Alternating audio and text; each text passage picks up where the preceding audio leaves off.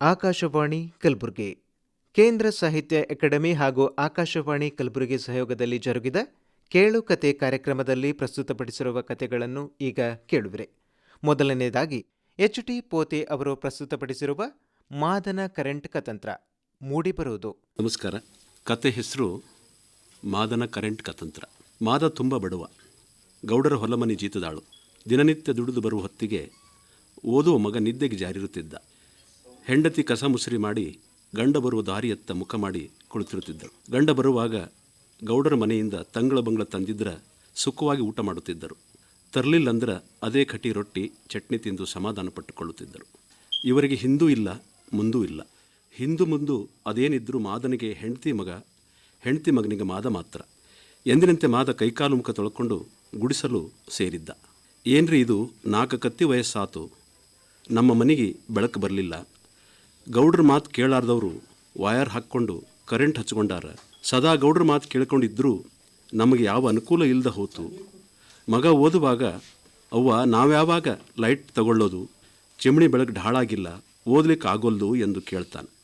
ನೀ ಅಲ್ಲಿಂದ ಇಲ್ಲಿ ತನಕ ಗೌಡ್ರು ಚಾಕ್ರಿ ಮಾಡ್ಕೊಂಡ ಬಂದು, ಆದರೂ ನಮ್ಮ ಗುಡಿಸಲು ಹೋಗಿ ಮಣ್ಣಿನ ಗಾಡಿ ಮನಿನೂ ಆಗಲಿಲ್ಲ. ಇನ್ನು ನಮ್ಮ ಮನೆಗೆ ಕರೆಂಟ್ ಬೆಳಕಿನ ಭಾಗ್ಯ ಎಲ್ಲಿಂದ ಬರಬೇಕು ಎಂದು ಮಾದವ್ವ ಗಂಡನೆದುರಿಗೆ ಗೊಣಗಿದಳು. ಹೆಂಡತಿ ಮಾತು ಕೇಳಿದ ಮಾದ ಮಲಗಿದ್ದ ಮಗನ ಮುಖ ಚಿಮಣಿಯ ಮಿಣುಕು ಮಿಣುಕು ಬೆಳಕಿನಲ್ಲಿ ನೋಡಿ ಮೈಮೇಲೆ ಕೈ ಆಡಿಸಿದ. ಮಗ ಕೇರಿ ಮಕ್ಕಳಂತೆ ಗಟ್ಟಿಮುಟ್ಟು ಇರಲಿಲ್ಲ. ಕಣ್ಣು ಸ್ವಲ್ಪ ಮಂದಾಗಿದ್ದವು. ದವಾಖಾನೆಗೆ ತೋರಿಸುವ ತಾಕತ್ತು ಇರಲಿಲ್ಲ. ಇದನ್ನೆಲ್ಲ ನೆನೆದ ಮಾದ ಒಳಗೊಳಗ ಮರಗಿದ. ಹೊಟ್ಯಾನ ಸಿಟ್ಟು ರಟ್ಟಾಗಿಲ್ದಂಗಾಗಿತ್ತು ಅವನ ಪಾಡು. ಆದರೂ ಏನು ಮಾಡುವಂಗಿರಲಿಲ್ಲ. ಹಂಗ ಮಲಗಿದರ ಹೊಟ್ಟೆ ಕೇಳಬೇಕಲ್ಲ. ಇದ್ದಿದ್ದು ತಿಂದು ಇಬ್ಬರು ಎಂದಿನಂತೆ ನಿದ್ರೆಗೆ ಜಾರಿದರು. ಬೆಳಗಾತು. ಮಾದ ಎಂದಿನಂತೆ ಗೌಡ್ರ ಹೊಲಗೆಲಸಕ್ಕೆ ತೊಡಗಿಕೊಂಡ. ಹೊತ್ತು ಹೊಳತಂದ್ರೆ ಗೌಡ್ರ ಮನೆ ಕಡೆ ನಡೀತಿದ್ದ. ಅಂಗಳ ಕಸಾಗಿಸ ಹೊಡೆದು ಕಣಕಿ ಕೊಯ್ದು ದನಕರುಗಳಿಗೆ ಮೇವು ಹಾಕಿ ಮುಸ್ಸಂಜೆ ಹೊತ್ತಿಗೆ ಲೈಟು ಯೂಟು ಆನ್ ಮಾಡಿ ಹೊರಡುವಷ್ಟರಲ್ಲಿ ಸೂರ್ಯ ತಾಯಿ ಹೊಟ್ಟೆ ಸೇರುತ್ತಿದ್ದ. ಇದು ಅವನ ನಿತ್ಯದ ಕಾಯಕ. ದಿನದಂತೆ ಮಾದ ಉತ್ಸಾಹದಿಂದಿರಲಿಲ್ಲ. ಕೊಂಚ ಸಪ್ಪೆಯಾಗಿದ್ದ. ಆದರೂ ಕೆಲಸೆಲ್ಲ ಮಾಡಿ ಮುಗಿಸಿದ್ದ. ಸಹಜವಾಗಿ ಎತ್ತಿನ ಕೊಟ್ಟಿಗೆ 4 ಮೂಲೆಗಳತ್ತ ಕಣ್ಣಾಡಿಸಿದ. ಲೈಟ್ ಬೆಳಕಿನಲ್ಲಿ ಮೂಲೆಯಲ್ಲಿದ್ದ ಗಲೀಜಾದ ಕಂದೀಲು ಕಾಣಿಸ್ತು.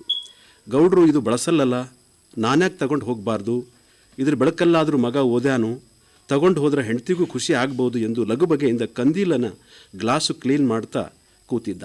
ಗೌಡತಿ ತಲಬಾಗಿಲಿಂದ ಹೊರ ಬಂದವಳ, ಏ ಮಾದ ಏನು ಮಾಡ್ತಿದ್ದಿ, ಮನೆಗೆ ಹೋಗಿಲ್ಲೇನೋ ಎಂದು ಕೇಳಿದಳು. ಏನಿಲ್ರಿ ಅವ್ವ, ಕಂದೀಲು ಹಸನು ಮಾಡಕತ್ತೀನ್ರಿ. ಎದಕ್ಕದು ಈ ಕರೆಂಟ್ ಬಂದದಲ್ಲ, ಅದಕ್ಕೆ ತಿಕ್ಕಿ ಏನು ಮಾಡ್ತಿ, ಅದಕ್ಕೆ ರೀ ನೀವು ಬಳಸಲ್ಲಲ್ರಿ. ಹ್ಞೂ ಅಂದ್ರೆ ಇದು ನಾನು ತಗೊಂಡು ಹೋಗ್ತೀನಿ ರೀ ಎಂದು ಸಣ್ಣಗೆ ಗುನುಗಿದ.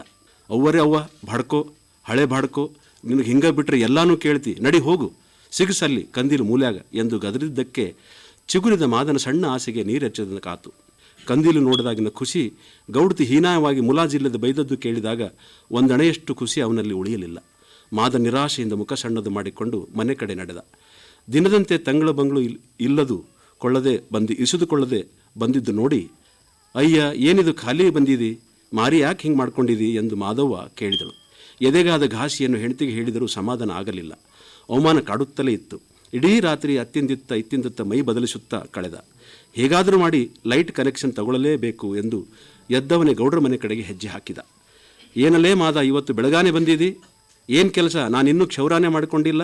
ಕ್ಷೌರ ಮಾಡುವನ ಕೈಗೆ ಅಡ್ಡ ತಂದು ಕ್ಷೌರ ಮಾಡೋದು ತಡೆದು ಕೇಳಿದ. ಗೌಡ್ರ, ನನ್ನ ಕೇರಾಗಿನ ಜನರೆಲ್ಲ ಮನೆಗೆ ಲೈಟ್ ಹಾಕ್ಕೊಂಡಾರ, ನನಗೂ ಲೈಟ್ ಹಾಕ್ಸ್ಕೊಡ್ರಿ ಎಂದು ಕೇಳಿ ತಲೆಬಾಗಿಸಿ ನಿಂತ. ಹೌದರೆ ಮಗನ, ನಿನಗೂ ನೀರು ಹತ್ತದಂಗೆ ಕಾಣಿಸ್ತವ. ಸುಮುಖ ಒಂದಿಟ್ಟು ತಂಗಳ ಬಂಗಳ ಕೊಟ್ಟೋದು ತಿಂದುಕೊಂಡು ಇರಬಾರ್ದಂದ್ರೆ ನಾನು ಬುಡಕ್ಕೆ ನೀರು ಬಿಡಕತ್ತಿ ಏನು, ನಿನಗೆದಕ್ಕೆ ಬೇಕಲ್ಲೇ ಲೈಟು ಎಂದು ಗೌಡ ಗದರಿದ. ಮಗ ಓದಾಕತ್ತೇನ್ರಿ, ಅವನ ದೃಷ್ಟಿ ಸರಿ ಇಲ್ರಿ, ಅದಕ್ಕೆ ಬೆಳಕು ಬೇಕು ದೈನ್ಯತೆಯಿಂದ ಕೇಳಿದ. ಓದಿಸಿ ಅವನಿಗೇನು ಮಾಡ್ಬೇಕಂದಿದ್ದೆಲೆ, ನಿಮ್ಮಂಥವ್ರ ನಾಲ್ಗಿಗೆ ಸರಸ್ವತಿ ಒಲಿತಾಳೇನು ಎಂದು ನಕ್ಕ. ನನ್ನ ಪಾಡು ಹಿಂಗೈತಿ, ಅವನ ಪಾಡರ ಹಸನ ಆಗಬೇಡೇನ್ರಿ ಗೌಡ್ರ ಎಂದು ಗೊಣಗಿದ. ಏನಂದಿ, ಗೌಡ ದುರ್ಗುಟ್ಟಿ ಮಾದನನ್ನೇ ನೋಡಿದ. ಹೆದರಿದ ಮಾದ ಏನಿಲ್ರಿ ಎಂದು ಸುಮ್ಮನಾದ. ನಡಿ ಹೊಲಕ್ಕೆ ಹೋಗು ಎಂದು ಗೌಡ ಗದರಿ ಒಳ ನಡೆದ. ವಿಧಿ ಇಲ್ಲದ ಮಾದ ಹೊಲದ ಕಡೆ ಹೆಜ್ಜೆ ಹಾಕಿದ. ಎದುರಿಗೆ ಬಂದ ಕೇರಿಯ ನಾಗ, ಏನೋ ಮಾದ, ಹಿಂಗ್ಯಾಕ ನರದಾಗಿನ ಶಕ್ತಿ ಕಳ್ಕೊಂಡವ್ರಂಗ ಹೆಜ್ಜೆ ಹಾಕಕತ್ತಿದೆ ಎಂದು ಕೇಳಿದಾಗ ನಡೆದದ್ದೆಲ್ಲ ಹೇಳಿ ಹೀಗಾತಪ್ಪ ಅನ್ನುತ್ತಾ ನಿರುತ್ಸಾಹ ತೋರಿದ. ಅವರೆಲ್ಲ ಹಂಗಪ್ಪ, ನಾನು ಇನ್ನೂ ಏನೋ ಹೇಳಬೇಕು ಅನ್ನುವಷ್ಟರಲ್ಲಿ ನಾಗ, ನೀ ಈ ಕಡೆ ಬಂದಿದಿ ಎಂದು ಬರಲಾರ್ದವ ಆಶ್ಚರ್ಯದಿಂದ ಮಾದ ಕೇಳಿದ. ನಿನ್ನಂಗೆ ನನಗೇನು ಕುರಿನ ಕೆಲಸ ಇಲ್ಲದೆ ಬರ್ಲಾಕೆ, ನಿನ್ನೆ ಗೌಡತಿ ಮಜ್ಜಿಗೆ ಕೊಡ್ರವ್ವ ಅಂದಿದ್ದೆ. ಇಟ್ಟಕ್ಕೆ ಸಿಕ್ಕಾಪಟ್ಟೆ ಬೈದಿದ್ಳು. ಅವಾಗ ಹೇಳಿದ್ದೆ, ನೋಡ್ರಿ ಗೌಡತಿ ಮಜ್ಜಿಗೆ ಗಡಿಗ್ಯಾಗ ಕಲ್ಲು ಬಿದ್ದಿತ್ತು ಎಂದು ಎಚ್ಚರಿಸಿದ್ದೆ. ಆದರೂ ಆ ಗೌಡತಿಗೆ ಎಚ್ಚರ ಆಗಲಿಲ್ಲ. ಗೌಡತಿ ನನ್ನ ಮಾತಿನ ಹೊಲಬು ತಿಳ್ಕೊಳ್ಳಿಲ್ಲ. ಮಜ್ಜಿಗೆ ಕೊಡಲಿಲ್ಲ ನೋಡೀಗ, ಅರ್ಧ ಗಳಿಗ್ಯಾಗ ಸುದ್ದಿ ಬರ್ತದ, ಕೇರಿಯವರು ಹೊಟ್ಟೆ ತುಂಬ ಉಣ್ಣುವಂಗ ಮಾಡೀನಿ ಎಂದು ಗತ್ತಿನಿಂದ ತಲೆ ಮೇಲಿನ ಟವಲ್ ಸೆಳೆದು ಬಿಚ್ಚಿ ಸೊಂಟಕ್ಕೆ ಕಟ್ಟಿಕೊಂಡು ಮೀಸಿ ಮೇಲೆ ಕೈ ಹಾಕಿ ನಿಂತ. ಏನು ಮಾಡಿದ ಓಮರಾಯ ಎಂದು ಗಾಬರಿಗೊಂಡು ಮಾದ ಕೇಳಿದ. ಏನೂ ಇಲ್ಲ, ಎಮ್ಮಿಗೆ ಸಾಯೋ ಹುಲ್ಲು ಹಾಕೀನಿ, ತಿಂದೈತಿ ನೋಡಿಗ. ಗೌಡತಿ ಹೊಡ್ಕೋ ಬಡ್ಕೋ ಶುರು ಮಾಡ್ತಾಳ. ಸುಮ್ಮನೆ ಏನಪ್ಪ, ಅವರು ಉಣ್ಣಾ ಹೊಲ ನಮ್ಮ ತಾತಂದು. ಕೈ ಸಾಲ ಕೊಟ್ಟು ಬಡ್ಡಿ ಗಿಡ್ಡಿ ಬಡ್ಡಿ ಮಾಡಿ ಹೊಲ ತಮದು ಮಾಡ್ಕೊಂಡಾರ. ನಾನು ಕೋಟಿ ಹೋಗಿ ಕಾಯಕತ್ತೀನಿ, ಒಂದಿಟ್ಟು ಮಜ್ಜಿಗೆ ಕೊಡು ಅಂದ್ರೆ ಕೊಡಂಗಿಲ್ಲ ಅನ್ನುವಷ್ಟಲ್ಲಿ ಗೌಡತಿಯ ಹೊಲದಿಂದ ಸುದ್ದಿ ಬಂತು. ಗೌಡತಿ ಎಮ್ಮಿ ಸತ್ತದಂತ ಎಳೆದು ಹಾಕಕ್ಕೆ ಬರಬೇಕಂತ ಎಂಬ ಸುದ್ದಿ ತಿಳಿದಂಗೆ ನಾಗ ಓಡಿ ಹೋದ. ಅಂದು ಕೇರಿಯವರೆಲ್ಲ ಉಂಡು ನೆಮ್ಮದಿಯಿಂದ ಸಂಭ್ರಮಿಸಿದರು. ಮಾದನಿಗೆ ಕರೆಂಟ್ದೇ ಹುಚ್ಚು. ಏನಾದರೂ ಮಾಡಿ ಕರೆಂಟ್ ಹಾಕಿಕೊಳ್ಳಲೇಬೇಕು. ಗೌಡ್ರ ಮನೆಯಲ್ಲಿ ಅಳಿದುಳಿದು ಬಿದ್ದಿದ್ದ ವಾಯರ್ ತಂದು ಮೇಲೆ ಹಾದು ಹೋದ ತಂತಿಗೆ ಹುಕ್ ಹಾಕಿ ರಾತ್ರಿಯಲ್ಲಿ ಲೈಟು ಹಚ್ಚಿಯೇ ಬಿಟ್ಟ. ಆದರೂ ಅದು ಕಳ್ಳತನದ ದಾರಿ.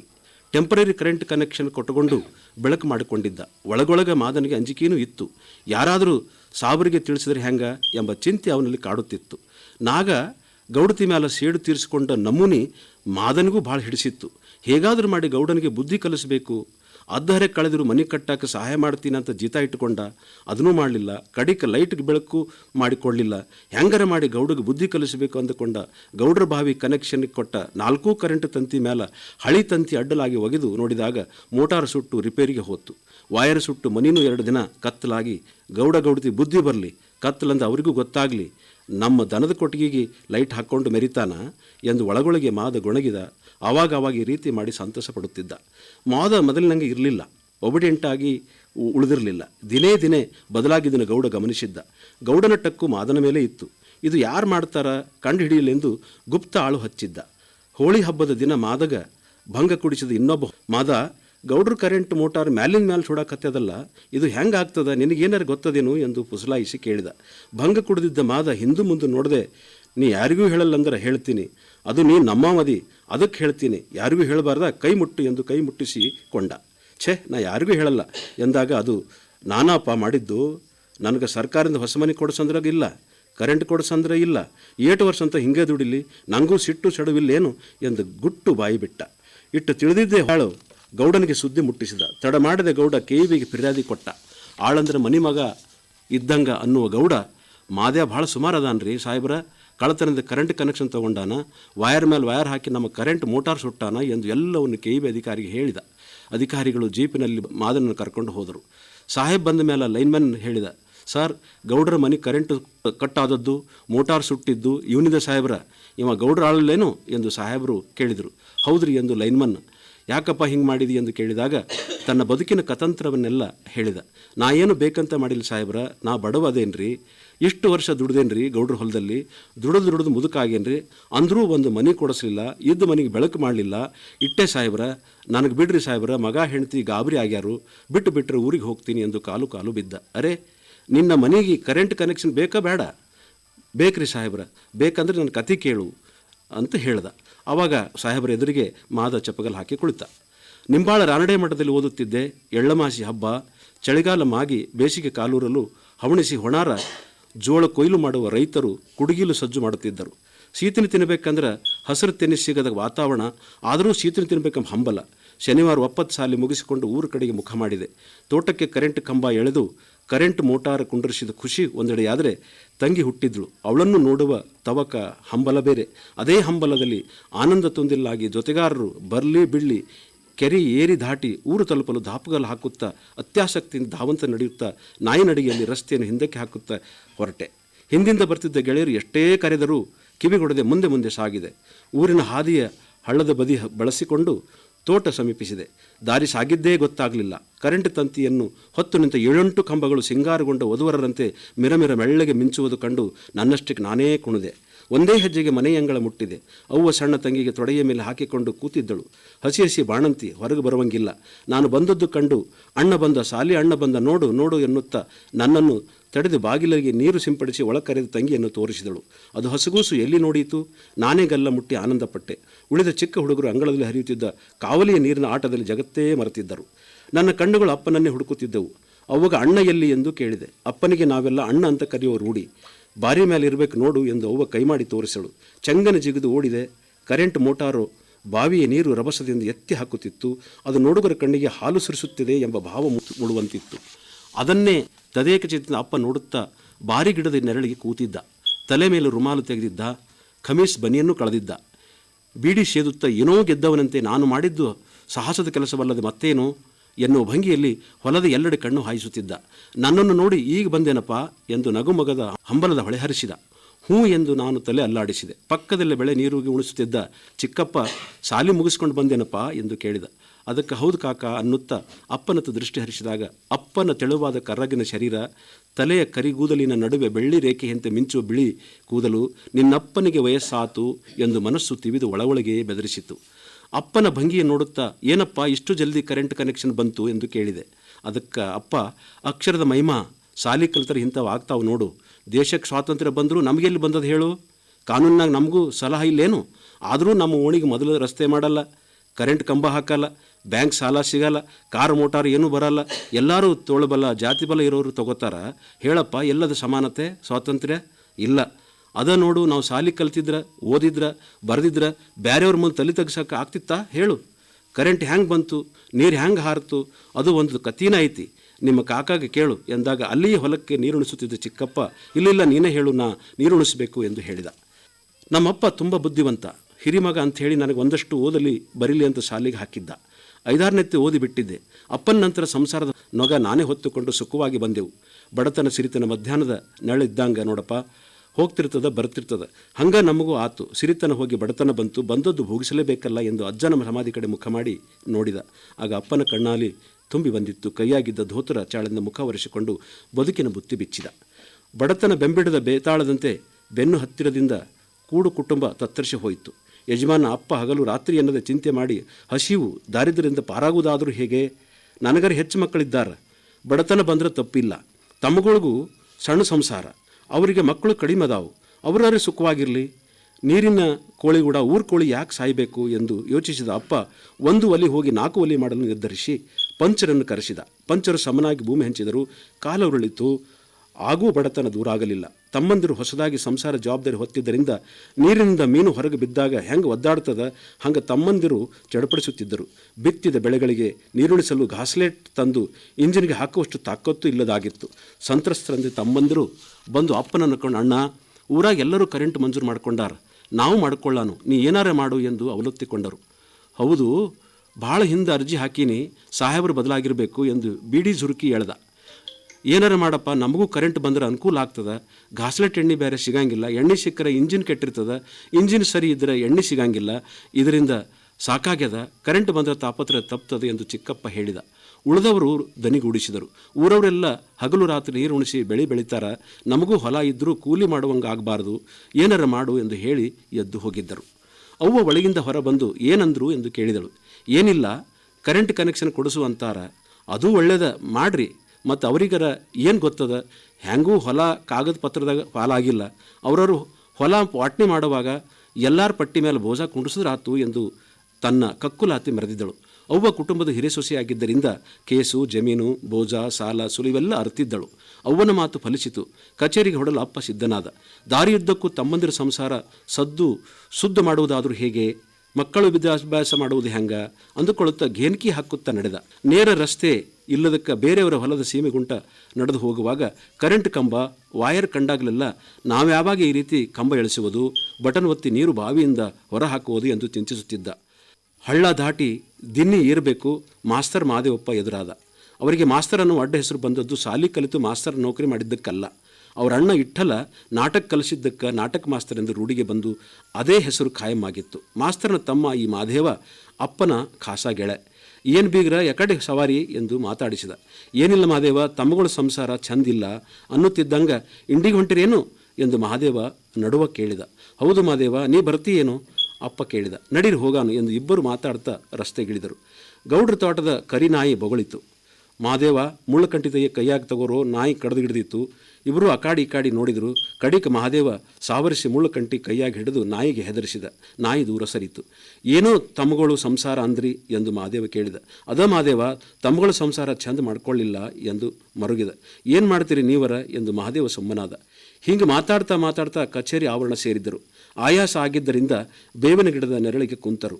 ಅದ ವೇಳಕ್ಕೆ ಹಸಿರು ಜೀಪ್ ಭರ್ರನ್ನೇ ಬಂದು ನಿಂತಿತ್ತು. ಜವಾನ ತಡಬಡಿಸಿ ಓಡಿ ಬಂದು ಸಾಹೇಬರಿಗೆ ಸೆಲ್ಯೂಟ್ ಹೊಡೆದು ಬಾಗಿಲು ತೆಗೆದ. ವರಾಂಡದಲ್ಲಿ ಜಂಗುಳು ಕಿಕ್ಕಿರು ತುಂಬಿತ್ತು.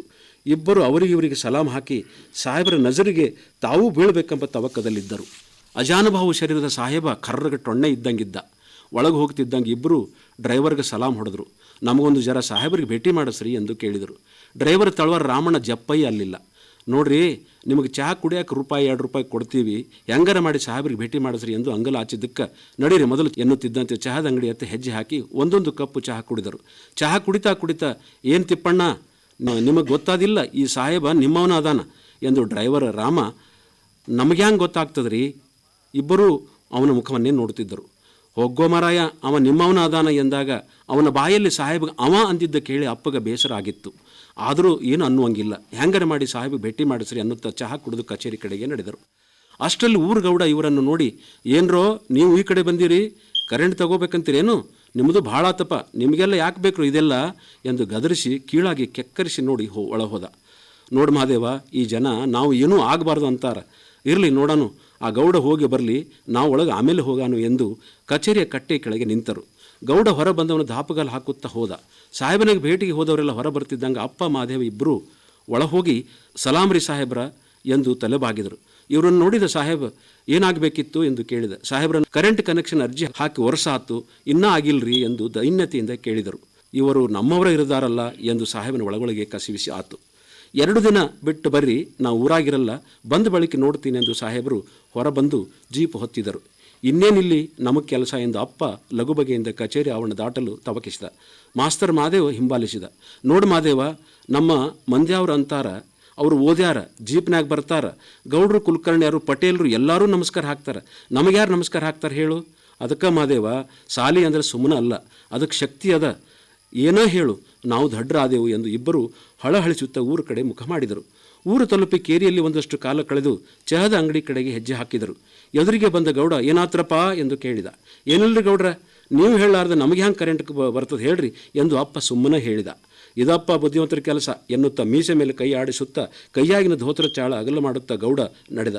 ಅಲ್ಲಿಂದ ನಡೆದು ಹೋಟೆಲ್ ಎದುರು ಕಟ್ಟಿ ಕೆಳಗೆ ಕುಂತರು. ಅಣ್ಣಪ್ಪ ಗೌಡ ಹೋಟೆಲ್ ಮಾಲೀಕ ಚಹಾ ಮಾಡಿಕೊಂಡು, ಏನರಪ್ಪ ಹಿಂಗೆ ಕುಂತೀರಿ, ಖಬರಾದಿಲ್ಲ ನಿಮಗೆ, ಕಪ್ಪು ತೊಳ್ಕೋಬೇಕು ಅನ್ನೋದು ಗೊತ್ತಿಲ್ಲೇನು?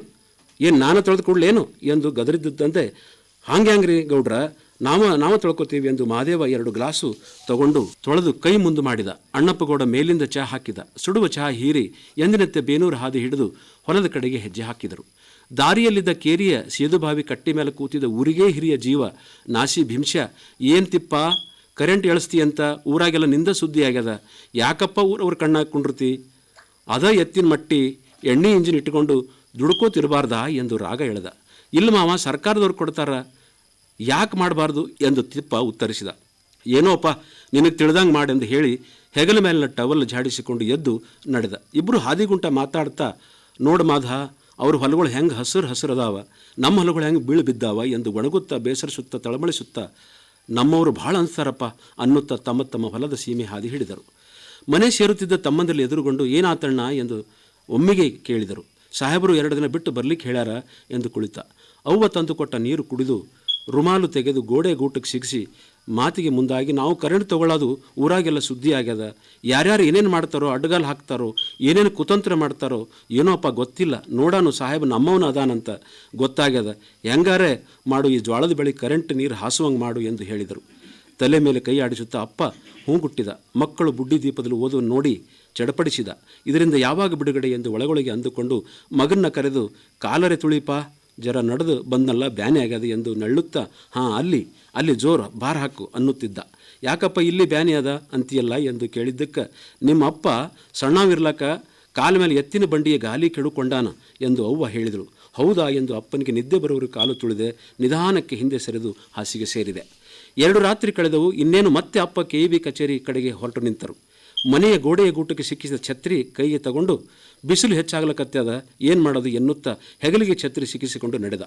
ಅದು ನಮ್ಮ ದೇಶದ ಛತ್ರಿ ಆಗಿರಲಿಲ್ಲ, ದುಬಾಯಿ ಛತ್ರಿ. ಆಟೋಮೆಟಿಕ್ ಇತ್ತು, ನೋಡಲಿಕ್ಕೆ ಉದ್ದವಾಗಿತ್ತು, ಕಪ್ಪಗಿದ್ದರೂ ಸುಂದರವಾಗಿ ಕಾಣುತ್ತಿತ್ತು. ಅದಕ್ಕೊಂದು ಬಿಳಿ ಪ್ಲಾಸ್ಟಿಕ್ ಮೇಲು ಹೊದಿಕೆ, ಗಿಳಿ ಮೂಗಿನಂಥ ಹಿಡಿಕೆ, ಇನ್ನೊಂದು ತುದಿಗೆ ಚೂಪಾಗಿತ್ತು. ಅಂತಹ ಛತ್ರಿ ನಾವ್ಯಾರೂ ನೋಡಿರಲಿಲ್ಲ. ದುಬಾಯಿಯಿಂದ ಮಾಮ ತಂದ ಛತ್ರಿ ಕಚೇರಿವರೆಗೂ ಬಟನ್ ಏರಿಸಿ ಬಿಸಿಲಿನ ರಕ್ಷಣೆ ಪಡೆದ. ಯಾರಾದರೂ ಉಳ್ಳವರು ಎದುರಿಗೆ ಬಂದವರು ನೋಡಿದ್ರೆ ಎಷ್ಟು ಸೊಕ್ಕಪ್ಪ ಅಂದಿಗಿಂದಾರು ಎಂದು ಅಂಜುತ್ತಲೇ ಛತ್ರಿ ಬಳಸಿದ್ದ. ಕೆಳಜಾತಿಯ ಯಾರೂ ಛತ್ರಿ ಹಿಡ್ಕೊಳ್ಳೋದು, ಹೊಸ ಬಟ್ಟೆ ಹಾಕ್ಕೊಳ್ಳೋದು ಅಪರಾಧ, ಸೊಕ್ಕು ಅನ್ನುವ ರೀತಿಯಲ್ಲಿ ಪರಿಗಣಿಸುತ್ತಿದ್ದರು. ಕಚೇರಿ ಸಮೀಪ ಬಂದಾಗ ಅದನ್ನು ಇಳಿಸಿ ಅದಕ್ಕೆ ಹೊದಿಕೆ ಸೇರಿಸಿ ಕೈಯಲ್ಲಿ ಹಿಡಿದುಕೊಂಡು ಸಾಹೇಬ್ರನ್ನ ನಮಸ್ಕರಿಸಿ, ನಾಳೆ ಬಾ ಅಂತ ಹೇಳಿದ್ರಿ ಸಾಹೇಬ್ರ, ನಾನು ಹೊಲಕ್ಕೆ ಕರೆಂಟ್ ಎಳಿಸ್ಬೇಕ್ರಿ ಎಂದಾಗ ಮೊನ್ನೆ ಬಂದಿದ್ರಲ್ಲ ಅನ್ನುತ್ತಾ ಸಾಹೇಬ ಗಂಟೆ ಹೊಡೆದು ಯಾರದು ಎಂದು ಕೂಗಿ ಕರಿತಾ, ಏನು ನಿನ್ನ ಹೆಸರು ತಲೆ ಎತ್ತಿ ಸಾಹೇಬ್ ಕೇಳಿದ. ಅಪ್ಪ ಹೇಳುವಷ್ಟರಲ್ಲಿ ಅದೇ ತಿಪ್ಪಣ್ಣ ಹರಿಜನಂದೆಲ್ಲ ಎಂದು ಕೇಳಿದರು. ಅಷ್ಟೊತ್ತಿಗೆ ಜವಾನ ಬಂದು ಸರ್ ಎಂದಾಗ, ಇವರ ಫೈಲ್ ತಗೊಂಡು ಬಾ ಬೇಗ ಎಂದು ಚೀಟಿ ಕೈಲಿಟ್ಟು ಗದರಿದರು. ಅಪ್ಪ ಆಸೆಗಳಿಂದ ಸಾಹೇಬರನ್ನೇ ನೋಡುತ್ತಿದ್ದರು. ಫ್ಯಾನ್ನ ಕೆಳಗೆ ಆರಾಮಾಗಿ ಕುರ್ಚಿ ಮೇಲೆ ಕುಳಿತಿದ್ದ ಸಾಹೇಬ್ ಹೊನಿಗ್ಯಾನಂಗ ಕಂಡಿದ್ದ. ಸುಖ ಅಂದ್ರೆ ಹಿಂಗೆ ಇರ್ತದೇನೋ ಅಂದು ಸಾಹೇಬನನ್ನೇ ಅಪ್ಪ ನೋಡುತ್ತಿದ್ದ. ಫೈಲ್ ತರಾಮ ತಡ ಮಾಡಿದ್ದ. ಅಷ್ಟರಲ್ಲಿ ಸಾಹೇಬನ ಕಣ್ಣು ಅಪ್ಪನ ಕೈಯಲ್ಲಿ ಛತ್ರಿ ಕಡೆ ಹರಿದಿತ್ತು. ಏನದು ಛತ್ರಿ ಇಲ್ಲಿದಲ್ಲೇನು ಎಂದು ಸಾಹೇಬ್ ಹುಬ್ಬು ಹಾರಿಸಿ ಕೇಳಿದ. ಇಲ್ರಿ ಸಾಹೇಬ್ರ, ನನ್ನ ಹಳೆ ದುಬಾಯಿಯಿಂದ ತಂದಾನ್ರಿ ಎಂದಾಗ, ನೋಡೋಣ ಬಿಚ್ಚು ಎಂದು ಸಾಹೇಬ್ ಹೇಳಿದ. ಆಯ್ತ್ರಿ ಎಂದವನ ಗಡಬಡಿಯಿಂದ ಹೊದಿಕೆ ತೆಗೆದು ತನಗಿದ್ದ ಜ್ಞಾನದ ಅಪ್ಪ ಛತ್ರಿ ಬಟನ್ ಒತ್ತಿದ. ಅದು ಚೆಂಗನ ಹೂವಿನಂತೆ ದೊಡ್ಡದಾಗಿ ಅರಳಿತ್ತು. ನೋಡಿದ ಸಾಹೇಬ್ ಹರ್ಷಿತನಾದ. ಕೈಯಾಗಿ ಹಿಡಿದು ನೋಡಿ 2-3 ಸಾರಿ ಬಟನ್ ಹಾರಿಸಿ ಪ್ರಾಕ್ಟೀಸ್ ಮಾಡಿದ. ಅಷ್ಟರಲ್ಲಿ ಇದು ಸಾಹೇಬರ ಮನಸ್ಸಿಗೆ ಬಂದದ್ದು ಕಾಣಿಸ್ತದ. ಅವ್ರಿಗೆ ಕೊಟ್ರಾಯಿತು ಎಂದು ಅಪ್ಪ ತೀರ್ಮಾನಿಸಿ, ಸಾಹೇಬರ ಅದು ನಿಮಗೇ ಇರಲ್ರಿ ಎಂದು ಹೇಳಿದ. ಬೇಡಪ್ಪ ಎಂದು ಸಾಹೇಬ ಹೇಳಿದರು. ಇಟ್ಕೊಳ್ರಿ ಸಾಹೇಬ್ರ ಎಂದು ಅಪ್ಪ ಜೋರು ಮಾಡಿದ. ಆವಾಗ ಇರಲಿ ಎಂದು ಸಾಹೇಬ ತಮ್ಮ ಕುರ್ಚಿ ಎಡಗೈಗೆ ತೂಗುವಂತೆ ಆನಿಸಿಬಿಟ್ಟರು. ಮತ್ತೆ ಬೆಲ್ ಬಾರಿಸಿದರು. ಅಷ್ಟರಲ್ಲಿ ಗುಮಾಸ್ತ ಕಡತ ತಂದು ಕೊಟ್ಟ. ಎಷ್ಟು ದಿವಸ ಆತು ಇವರು ಅರ್ಜಿ ಕೊಟ್ಟು, ತಡ ಯಾಕೆ ಮಾಡಿದಿ ಎಂದು ಗದರುತ್ತಾ, 1 ವಾರದೊಳಗೆ ಅವರ ಹೊಲಕ್ಕೆ ಕಂಬ ಹಾಕಿ ಕರೆಂಟ್ ಎಳೆದು ಕೊಟ್ಟು ನೀರು ಹಾರಿಸಬೇಕು, ತಡ ಮಾಡಿದ್ರೆ ನಿನ್ನ ಮೇಲೆ ಕ್ರಮ ಜರುಗಬೇಕಾಗ್ತದೆ, ಮರ್ತಿಗಿರ್ತಿ ಅನ್ನುತ್ತಾ ಕಡತಕ್ಕೆ ಸಹಿ ಹಾಕಿ ತಗೋ ಎಂದು ಸಾಹೇಬರು ಹೇಳಿದರು. ನೀವು ಹೊರಡ್ರಿ, ನಾನು ಬಂದು ನೋಡ್ತೀನಿ ಎಂದಾಗ ಅಪ್ಪನಿಗೆ ಮನೆ ಬಾಗಿಲಿ ಬಂದಂಗಾಗಿತ್ತು. ತುಂಬ ಖುಷಿಯಿಂದಲೇ ಊರತ್ತ ಹೆಜ್ಜೆ ಹಾಕಿದ ಅಪ್ಪ ಯಾವಾಗ ಈ ಸುದ್ದಿ ಮನೆಯವರಿಗೆ ಹೇಳಲಿ ಎಂದು ಬಿರಬಿರೆ ನಡೆದು ಬಂದ. ಅಪ್ಪ ಬರುವುದನ್ನು ಹರ್ಷದಿಂದ ಸುದ್ದಿ ಎಲ್ಲರಿಗೂ ತಿಳಿಸಿ, ಊರಲ್ಲಿಯೇ ಮ್ಯಾಲಿನವರು ಬಿಟ್ಟರೆ ನಾವೇ ಕರೆಂಟ್ ಎಳಿಸ್ದಂಗೆ ಆಗ್ತದೆ ನೋಡಪ್ಪ ಎಂದು ತಮ್ಮಂದರಿಗೆ ಅಭಿಮಾನದಿಂದ ಹೇಳಿದ. ಹೆಂಗಣ್ಣ ಇದರ ಮಜಕೂರ ಎಂದು ತಮ್ಮ ಕೇಳಿದ. ಛತ್ರಿ ಮಹಿಮಾಪ, ಕೈಯಾಗಿಂದ ಛತ್ರಿ ಕೊಟ್ಟುಬಿಟ್ಟೆ, ಈ ಕೆಲಸ ಆತು ನೋಡು ಎಂದು ಹೇಳಿದಾಗ ಎಲ್ಲರೂ ನಕ್ಕು ಸಂಭ್ರಮಿಸಿದರು. 1-2 ದಿನಗಳಾದ ಮೇಲೆ ಸಂದೇಶ ಬಂತು. ನಿಮ್ಮ ಲೈಟ್ ಕಂಬಗಳು ಬರ್ತಾವ, ಕಂಬಗಳ ಕುಣಿ ಎಲ್ಲೆಲ್ಲಿ ಹಾಕಬೇಕು, ಜಾಗ ಅಳ್ಯಾಕೆ ಬರ್ತೇವು ಎಂದು ತಿಳಿಸಿದ್ದರು. ಹಳೆಯವರೆಲ್ಲ ಮ್ಯಾಲಿನ ಜಾತಿಯವರು, ಕುಣಿ ಹಡ್ಡವರು ಅವರ. ಏನಪ್ಪ ಇಂಥವ್ರ ಹೊಲಕ್ಕೆ ನಾವು ಕುಣಿ ಹೊಡಿಬೇಕಾ ಎಂದು ತಕರಾರು ತೆಗೆದರು. ಎಷ್ಟು ಗೋಗರೆದರೂ ಜಾತಿ ಮನಸ್ಥಿತಿಯಿಂದ ಕೆಳಗಿಳಿದಾದರು. ಇವರ ನಡತೆಯಿಂದ ಅಪ್ಪ ಬೇಸತ್ತು ಸಾಹೇಬರಿಗೆ ಸುದ್ದಿ ಮುಟ್ಟಿದ. ತಕ್ಷಣ ಸಾಹೇಬ ಸಂಬಂಧಿಸಿದ ಅಧಿಕಾರಿಗೆ ಕರೆದು KEB ಟ್ರಕ್ ಮೂಲಕ ಕಂಬ ಸಾಗಿಸಲು ಹೇಳಿದ. ಕಂಬಗಳು ಬರುವ ಮೊದಲ ಕುಣಿ ಹೊಡೆಯುವವರು ಬಂದು ಕುಣಿ ಹೊಡೆದಿದ್ದರು. ಇಲ್ಲಿ ತನಕ ರೈತರು ತಮ್ಮ ಎತ್ತಿನ ಗಾಡಿಗಳ ಮೂಲಕ ಕಂಬಗಳನ್ನು ಸಾಗಿಸುತ್ತಿದ್ದರು. ಇದ ಮೊದಲು KEB ಗಾಡಿ ಬಂದದ್ದು ಊರಿಗೆ. ಊರವರೆಲ್ಲ ನೋಡಿ ಬೆಕ್ಕಸ ಬೆರಗಾಗಿ ಹೋಗಿದ್ದರು. ಸಾಹೇಬನ ಜಾತಿ ಗೊತ್ತಿದ್ದ ಗೌಡ, ಹಿಂಗ ನೋಡಪ್ಪ, ಕಲಿಬಾರದವ್ರು ಕಲ್ತರ ಆಗಬಾರ್ದು ಆಗ್ತದ, ಮಾದ ಗೊತ್ತಾತಲ್ಲ ನಾವು ಹೆಂಗೆ ಕರೆಂಟ್ ತಗೊಂಡೆವು ಅನ್ನೋದು. ನೀ ನಡಿ, ನಾಳೆ ಬಂದು ನಿನ್ನ ಮನೆಗೆ ಬೆಳಕು ಬರುವಂಗೆ ಮಾಡ್ತೀನಿ ಎಂದು ಹೇಳಿದ್ದಕ್ಕೆ ಮಾದನ ಕಣ್ಣ ನೀರು ಕಪಾಳ ಸೇರಿದವು. ಸಾಹೇಬರ ತಾವು ಬಹಳ ದೊಡ್ಡ ಮನಸ್ಸಿನವರು ಎನ್ನುತ್ತಾ ಅವಸರದಲ್ಲಿ ಊರಿನ ಕಡೆಗೆ ಹೆಜ್ಜೆ ಹಾಕಿದ. ಮರುದಿನ ಹೊತ್ತು ಮುಳುಗುತ್ತಲೇ ಮಾದನ ಗುಡಿಸಲು ಮನೆಯಲ್ಲಿ ಹಾಲು ಚೆಲ್ಲಿದಂಥ ಬೆಳಕು. ಮಾದನ ಮಗ ಬೆಳಕಿನಲ್ಲಿ ಓದುತ್ತಿದ್ದ. ಹೆಂಡತಿ ಮಾದವ್ವ, ಪುಣ್ಯ ಬರಲೇವ ಸಾಹೇಬ್ಗ, ಕತ್ತಲು ಬದುಕಿ ಬೆಳಕು ಮಾಡಿ ಕೊಟ್ಟಾನು, ಅವನ ಸಂಸಾರದಾಗ ಹಾಲುಕ್ಕಿ ಹರಿಲಿ, ಬದುಕಿನ ಬಳ್ಳಿ ಹಸಿರಾಗಲಿ ಎಂದು ಹರಸುತ್ತಾ ಅಡುಗೆ ಮಾಡಲು ಅಣೆಯಾದಳು. ನಮಸ್ಕಾರ. ಇದುವರೆಗೆ HT ಪೋತೆ ಅವರು ಪ್ರಸ್ತುತಪಡಿಸಿರುವ ಮಾದನ ಕರೆಂಟ್ ಕತಂತ್ರ ಕತೆ ಕೇಳಿದಿರಿ.